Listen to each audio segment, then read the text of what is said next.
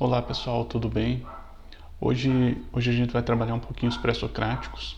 Então eu estou fazendo esse vídeo meio que para a gente poder entender esse pensamento dos pré-socráticos depois daquilo que a gente viu na aula, que daí era sobre o mito e a criação da filosofia. Por que a filosofia vai se desenvolver no território grego?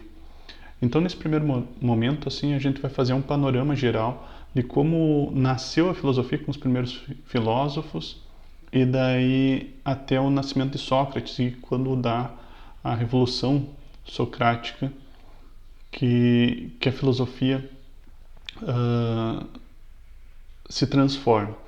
Então, nesse primeiro momento, vamos tentar visualizar o que seriam os filósofos da physis, os filósofos mais considerados os filósofos da natureza. Então, é um estudo dentro do percurso filosófico da natureza, certo? Então, eu vou usar aqui um esquema conceitual. Então, a gente vai vendo cada um dos filósofos e isso vai estar depois colocado dentro da própria atividade. Então, vamos se aproximar aqui com relação à filosofia pré-socrática, tá? Então, a filosofia nasce na Grécia em oposição à linguagem mitológica. Ela segue alguns homens que buscavam a origem de tudo e ficaram conhecidos como pré-socráticos ou ainda filósofos da physis, filósofos da natureza. Então, nesse primeiro momento, a gente já consegue definir que a filosofia ela nasce na Grécia em oposição à linguagem mitológica que definia as verdades baseadas na crença. Lembram sempre, a filosofia é uma linguagem racional, a linguagem mitológica é uma linguagem que depende de um sentimento. Então, ela é muito mais passional do que racional. Dentro desse percurso, então, o primeiro filósofo pré-socrático, a gente pode chegar até Tales, certo? Então, Tales, ele nasce no ano 620, morre no ano 546, esse é considerado o primeiro filósofo. Então, ele é o primeiro a pensar racionalmente o mundo. Quando a gente define assim que ele busca uma explicação racional do mundo, ele tem uma ideia de que a mitologia explica o mundo de maneira muito mais você depende da crença. Então o Tales ele vai ser o primeiro a dizer assim, peraí, por que a gente não pode pensar o mundo por nós mesmos, pela nossa própria mente, pela nossa própria racionalidade? Então antes dele dizer assim, o mundo foi criado pelo caos e daí depois nasceu a Gaia e daí Gaia deu origem aos titãs, os titãs deu origem aos deuses. Antes dele falar sobre essa linguagem mitológica, ele vai dizer assim, por que a gente não busca um fundamento do mundo pela nossa própria racionalidade, pelo nosso próprio entendimento, certo? Então é nesse sentido que ele vai dizer assim que o fundamento de tudo vai ser a água. Tá? Por quê? Porque ele percebia algumas características em comum. Segundo ele, tudo aquilo que tinha água produzia vida. Então a vida estava ligada diretamente à água. Então ele vai dizer assim que o fundamento de todas as coisas vai ser a água. Mas qual que é a diferença entre eu dizer que o fundamento de tudo é a água e o fundamento de tudo é Deus? Para o Tales, ele não está dizendo assim, você tem que acreditar. O Tales vai dizer, olha, na minha concepção, no meu entendimento, eu imagino que a água seja o fundamento de tudo, mas você pode ter uma outra opinião. E é isso que faz o segundo grande nome da filosofia, que é Anaximandro. Anaximandro conhecia Tales, conversavam, então eles eram próximos. Só que Anaximandro ele começou a perceber que essa forma como o Tales descobriu essa origem de todas as coisas pela água, ele dizia assim, não, mas tem alguma coisa que não se encaixa aí. Então ele começa a pensar, o que poderia ser o fundamento de todas as coisas? A água não dá para ser, porque tem coisas que não tem água. Então ele começa a dizer assim, poxa, tem a rocha, a pedra não tem água. Então, como é que tu pode me dizer que o fundamento de todas as coisas é água, sendo que a pedra não tem água? Então, no deserto não tem água. Então, o Tales, ele começa a discutir muito com Anaximandro nesse sentido. E Anaximandro, ele chegou à conclusão assim, bem, concordamos com isso, tem um fundamento, mas esse fundamento, ele não pode ser entendido agora. Então ele chamou esse fundamento como aperium, ou indeterminado. Então tem alguma coisa que deu origem a todas as coisas, só que essa coisa eu não sei o que é. Anaximandro ele saiu por essa tangente. Então, por mais que ele questionava Tales, ele ficou imaginando, não, o mundo tem um fundamento, mas esse fundamento eu não consigo entender. Dentro desse percurso, então, ele tinha algumas... Então ele começou a observar o seu mundo à sua volta e ele percebeu algumas facetas que até hoje a gente discute muito sobre isso. Porque Anaximandro acreditava que a Terra era cilíndrica, então ele não acreditava que a Terra... Ele não compreende a Terra como sendo uma esfera, mas sim um cilindro, como um cano, então fechado em cada um dos lados. Então, se vocês pegarem uma lata de Nescau, é mais ou menos assim que o Anaximandro imaginava o mundo. E a Terra ficaria na parte plana do mundo. Então ela fica imóvel, devido ao fato de estar igualmente distante de todas as demais coisas. Então, para ele, o mundo ficaria no centro de todo o cosmos, e em volta dele ficaria todas as outras coisas girando. Então, por isso que nós vemos as estrelas girando, o Sol girando, a Lua girando. Isso vai desembocar, por exemplo, na maneira como as pessoas que acreditam na Terra plana até hoje imaginam que seja. Então, relembrando, claro, nós estamos falando de 500 anos antes do nascimento de Cristo. Então eles viveram aí num período 570, 560 anos antes de Cristo. E a única coisa que eles tinham para poder entender o mundo era a sua racionalidade e sua observação. Então o próximo, também amigo desses dois, é Anaximenes. Anaximenes, ele começa a pensar assim, não, peraí, o mundo tem um fundamento, ok, concordo com isso. O fundamento não é a água. Então ele discordava de Tales. Não, a água não pode ser o fundamento de todas as coisas. A areia do deserto não tem. E o Anaximandro, ele acreditava nesse apêrio, que não podia ser observado, que não podia ser racionalizado. Então Anaximenes diz, não, eu tenho que observar o mundo e eu tenho que acreditar que tem que ter uma observação racional para isso. Então não é a água, mas também não é um indeterminado. Então o que é? Já sei, o que é mais próximo desses dois é o ar. Então ele vai ser um meio termo entre Tales e Anaximandro. Para ele o mundo é constituído de ar. Parece uma bobagem, mas vamos imaginar esses três pensadores discutindo sobre o fundamento de todas as coisas. Então para eles, o mundo ele tinha que ter um fundamento. Vamos imaginar Tales conversando, eu compreendi agora o mundo, o fundamento de todas as coisas é a água. E o Anaximandro dizendo, peraí, não pode ser água. Como é que tu vai me dizer que é a água? A água é... Tu tá sendo maluco, cara. O fundamento de todas as coisas é algo indeterminado, que eu não consigo comprovar. O Tales vai dizer, mas olha, todas as coisas têm água. O Anaximandro chega e diz, me comprova, como é que uma pedra vai ter água? E daí o Tales vai dizer assim, não, mas isso é muito fácil. A pedra, em calor extremo, vira magma. E magma é líquido. Logo, magma de um vulcão é líquido, contém água. Então, não quer dizer que exista água em todas as coisas, mas Tales compreendia que o mundo é composto por algo líquido. O Anaximandro não levou muito a sério isso aí, ele dizia, deve ser algo mais indeterminado, que eu não sei o que é. Já o Anaximenes vai dizer que é o ar. Então, da mesma forma que Tales, o Anaximandro chega e pede para Anaximenes, mas então me prova que todas as coisas são ar. Uma pedra não tem ar. E o Anaximenes diz, não, mas isso também é bem tranquilo de provar. Ele pega vamos imaginar um caco de tijolo, e ele começa a esfregar no chão.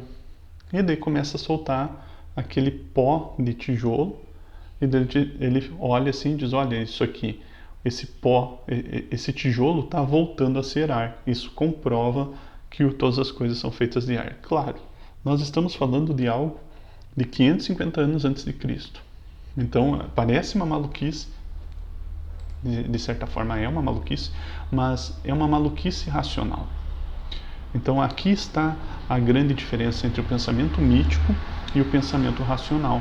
O pensamento racional ele tenta comprovar para vocês, para todo mundo, que exista um determinado evento para isso. Então, eles têm que comprovar de maneira empírica, de maneira experiencial. Enquanto que a linguagem mítica, ela só colocava o mundo foi criado pelo caos. Logo, ou você acredita ou você não acredita. Então é nesse sentido que nós temos que pensar o mundo de uma maneira filosófica. Tá? Então esses três pensadores são os primeiros grandes nomes da filosofia, chamados os filósofos da natureza, os filósofos do mundo físico. E como vocês podem ver, eles têm ali, eu coloquei em laranja. Então, um fundo laranja por quê? Porque eles são os primeiros a pensarem o mundo partindo de um fundamento físico do mundo. Dentro desse pensamento, então, o próximo grande nome da filosofia socrática vai ser Pitágoras. Tá? Então, Pitágoras, ele é um filósofo pré-socrático, ele nasceu no século VI a.C. Nós não temos ainda o nascimento comprovado o ano certo de nascimento dele, mas ele tem um pensamento que já beira um pensamento lógico. Tá? Então ele não está interessado em saber o fundamento do mundo, se é a água, se é o ar, se é o apêreo.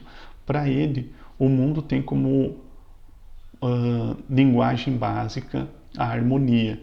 Uma harmonia que pode ser entendida pelos números. Então, todas as coisas mantêm uma harmonia que pode ser relacionada com os números.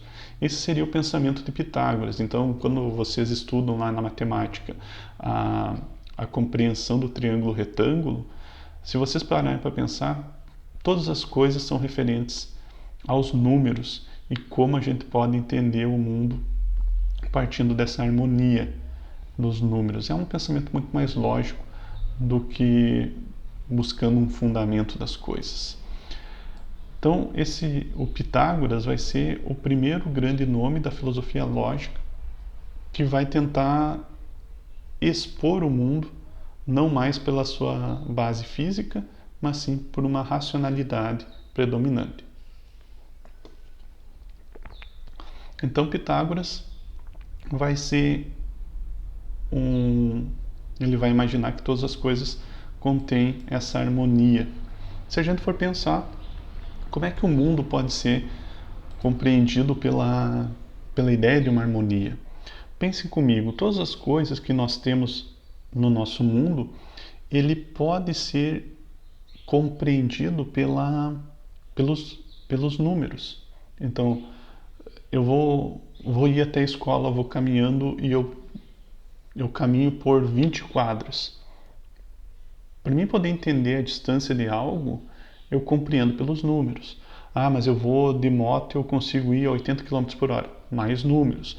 Ah, mas daí eu chego na sala de aula, tem 30 mesas e cadeiras dentro daquela sala de aula. Números. Eu cheguei às 8h15 na aula, números. Então todas as coisas podem ser quantificadas pelos números. Então Pitágoras ele tinha uma certa razão, né, em imaginar que o mundo pode ser quantificável.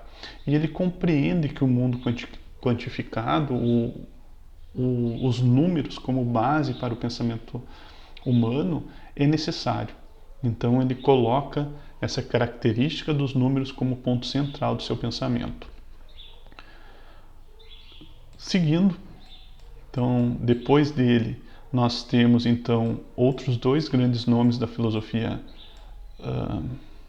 lógica da filosofia, porque agora nós não estamos buscando mais o fundamento do mundo físico, mas sim o entendimento do mundo. E um desses grandes pensadores então vai ser Heráclito, que ele nasce no ano 535 e morre no ano 475 a.C. E Heráclito ele compreende que todas as coisas têm como base a mudança. Então todas as coisas estão em constante movimento, tudo flui. Eu vou ter que corrigir ali, desculpem. Tudo flui e nada permanece o mesmo. Então ele imaginava que o mundo era compreendido como uma grande chama, um grande fogo, que está em constante movimento, em modificação constante. Após Heráclito, tem um pensador que duvida do pensamento de Heráclito. Esse cara é chamado Parmênides. Parmênides nasce no ano 530, morre no ano 460. Ele vai dizer assim, se tudo muda, então algo que é torna-se algo que não é. E isso é contraditório. Então, se a gente imaginar como é que as coisas podem mudar, as coisas não mudam. O Rodrigo, ele não pode dizer que mudou. Então, eu sou o mesmo de 10 anos atrás e vou ser o mesmo de 10 anos no futuro. Ah, mas eu mudei, eu tive algumas características, mas minha essência continua sendo a mesma. Então, eu posso ter mudado minha personalidade, eu posso ter mudado o meu aspecto físico, mas a minha essência enquanto Rodrigo ainda continua sendo a mesma. É isso que Parmênides vai compreender como a essência do pensamento. O ser não modifica. Então, o ser é único, imutável, infinito e imóvel. O ser é e o não ser não é. Isso nós vamos aprofundar um pouquinho mais no segundo ano. Parmênides tinha como discípulo um dos seus alunos, Zenão, Zenão de Eleia, também no século V a.C. Ele queria demonstrar como o pensamento de Parmênides está correto, principalmente o pensamento de que as coisas não existe um movimento. Então, ele criou muitos paradoxos para a defesa das ideias de Parmênides. Um desses paradoxos é chamado de Aquiles e a tartaruga, comprovando que o movimento é apenas uma ilusão.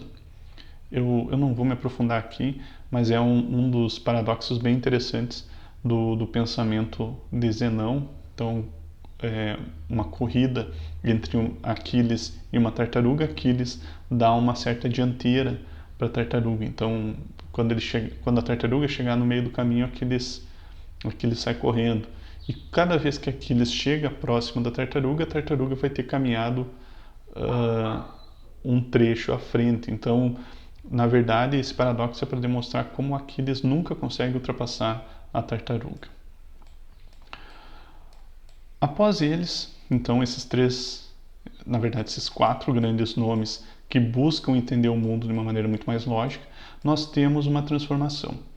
Então, na filosofia, o Empédocles vai ser o próximo grande nome da filosofia. Ele diz assim, vamos esquecer um pouco essa lógica do mundo, porque eu não consigo entender essa corrida de Aquiles e a tartaruga, eu não consigo compreender isso aí, para mim isso aí é tudo maluquice. Então ele diz assim, vamos voltar lá para os filósofos do mundo da física, os filósofos da natureza. Então ele acreditava que o mundo era composto por 4 elementos básicos que se misturam em amor e ódio. Então para ele o mundo ele é composto por terra, fogo, água e ar. Então, para ele, todas as coisas são formadas desses 4 elementos que se misturam, formando todas as coisas. Depois dele, nós temos então Anaxágoras, 499 a 428 a.C., que vai dizer assim, olha, é interessante esses 4 elementos, mas eu acho que todas as coisas são formadas por sementes, e essas sementes são ordenadas por uma inteligência cósmica. Aqui a gente entra num probleminha bem interessante. Diferente de todos os grandes nomes da filosofia, Anaxágoras ele vem para mostrar uma certa volta a uma crença numa inteligência, num Deus que forma todas as coisas. Então, para ele, o mundo é composto por um Deus que organiza todas as coisas partindo de sementes. Então, assim como o mundo ele assim como uma criança fica brincando de pecinhas de montar, ou muitas vezes a criança brinca fazendo brotar sementes, então pega aquela semente de milho, semente de feijão e bota no algodão. Assim como a criança faz isso, o Anaxágoras ele imaginava que existia um Deus que organizaria todas as coisas partindo de sementes. Então eu sou um ser vivo brotado de uma semente. Semente em grego significa espermata. Tá? Então é a mesma raiz da palavra espermatozoide, por exemplo. Então uma árvore nasce da semente que foi colocada ali por uma inteligência cósmica. Então ele traz de volta a ideia de um Deus que organiza todas as coisas. Mas voltando aqui, ele não está obrigando a pessoa a acreditar nesse entendimento dele. Ele está dando uma explicação racional para a sua compreensão de mundo. Então não é que ele está forçando as pessoas a acreditarem. Ele apenas está fazendo uma observação racional que coloca então uma existência divina de um Deus que organiza todas as coisas. Então todas as coisas são formadas por sementes ordenadas por uma inteligência cósmica. Entre esse pensamento de Anaxágoras e um pouco do pensamento lógico do mundo, nós vamos ver aparecer ali Leucipo e Demócrito. Então esses dois pensadores, Leucipo ele é do século V, ele era profundamente lógico, mas uma lógica fundamentada no mundo físico, e Demócrito que vai ser meio que um estudante da sua tese. Então Leucipo ele imaginava que todas as coisas são formadas por elementos chaves. Então ele imaginava que qualquer coisa no mundo poderia ser dividido constantemente. Vou pegar um exemplo aqui. Vamos imaginar essa tampinha de água. Se eu pegar essa tampinha, eu consigo quebrar ela constantemente. Eu consigo ir visualizando ela cada vez mais próximo. Então, se eu fosse lá o Homem-Formiga, eu ia estar entrando direto nela até existir um elemento que eu não consigo mais dividi-lo. E esse elemento vai ser chamado de átomo. Átomo, no grego, significa indivisível. Então, o Leucipo ele imaginava que todas as coisas são compostas desses átomos. Então, os átomos seriam como peças de Lego que são encaixadas umas nas outras, formando todas as coisas. Então, ele imaginava pequenas esferinhas. Isso é bom compreender. Na compreensão dele, o átomo não seria aquele desenho que a gente tem hoje. Então, a crença de que o átomo ele é um núcleo composto de prótons e nêutrons, aonde fica girando os elétrons. Para ele não é assim. Os átomos seriam esferas que formariam todas as coisas. Então seriam pequenos bloquinhos esféricos que se juntam para formar todas as coisas. O Demócrito ele continua pensando nessa forma.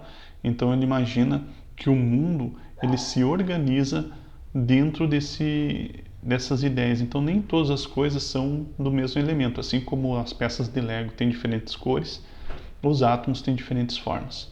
Então Demócrito imaginava que os átomos formariam todas as coisas. Esse é o último grande nome da filosofia pré-socrática. Após eles, daí nós temos os sofistas e o próprio Sócrates, que vai transformar a filosofia de uma maneira muito radical. Então, esses filósofos, chamados filósofos da natureza, são a base do pensamento filosófico que vai dar a base, ou pelo menos o pontapé inicial, de toda a explicação científica moderna. Então, a ciência, ela deve muito para os filósofos da natureza, os filósofos pré-socráticos. Então, é nesse sentido que a gente tenta entender o mundo da racionalidade grega e tenta trazer até nós esse mundo mais complexo e mais compreensível de uma maneira racional. Então seria isso. nós vamos buscar entender cada vez mais esses pontos chaves da filosofia como um todo. Então esse é o primeiro passo. Nós vamos continuar estudando de uma maneira mais eficaz nas próximas aulas. Seria isso, muito obrigado pela atenção e até mais.